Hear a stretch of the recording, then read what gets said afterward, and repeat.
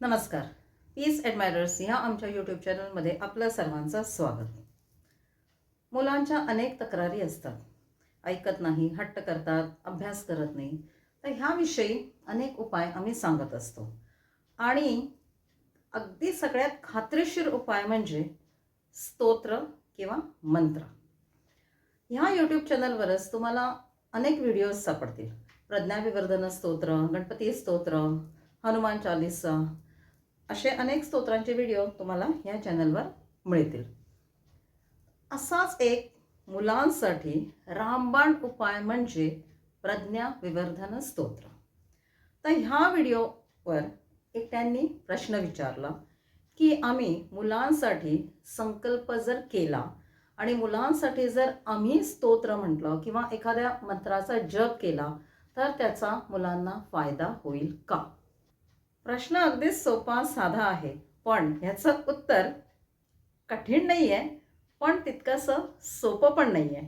तर ह्या प्रश्नाचं उत्तर नीट ऐकून घ्या, कारण ह्या प्रश्नाचं उत्तर ह्या व्हिडिओमध्ये मी एक्सप्लेन करणार आहे की जर पालकांनी स्तोत्र किंवा मंत्र म्हटलं तर त्याचा मुलांना फायदा होईल का. आधी तुम्ही स्तोत्र किंवा मंत्र हा एक उपाय म्हणून सुरू करता, राईट.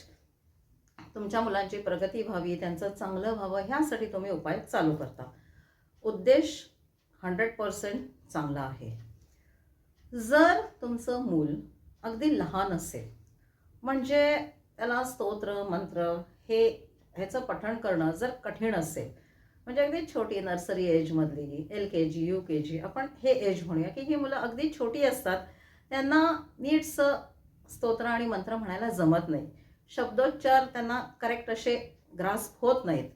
तर अशा वेळेला निश्चितच पालकांनी स्टँड घ्यावा आणि अशा केसेसमध्ये पालकांनी जर संकल्प करून जर मुलांसाठी उपाय सुरू केला तो 101% वर्क होतो. ह्यात शंकाच नाही, 101% वर्क होतो. पण अशा वेळेला पण तुम्ही काय करायचं, ज्या वेळेला तुम्ही एखादं स्तोत्र म्हणता, फॉर एक्झाम्पल जर तुम्ही प्रज्ञाविवर्धन स्तोत्र जर म्हणत असाल तर त्या मुलालाही समोर बसवा. बस बाबा, हात जोडून बस, मी एक स्तोत्र म्हणतोय, फक्त ऐक.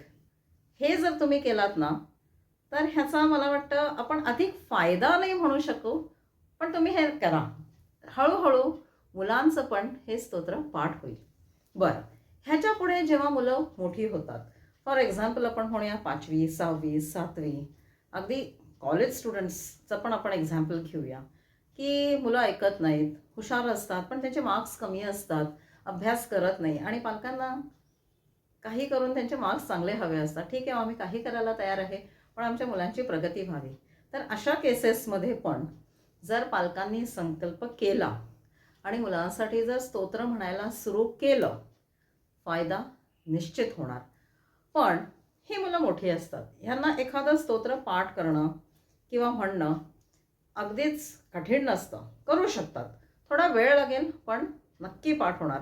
तर अशा मुलांमध्ये जर मुलांनी स्वतः पाठ करून जर ते स्तोत्र म्हटलं, त्या मुलांनी स्वतः जर एखाद्या मंत्राचं नामस्मरण केलं आणि त्याचबरोबर जर पालकांनी पण केलं ना तर अगदी आपण म्हणूया सोन्याहून पिवळं.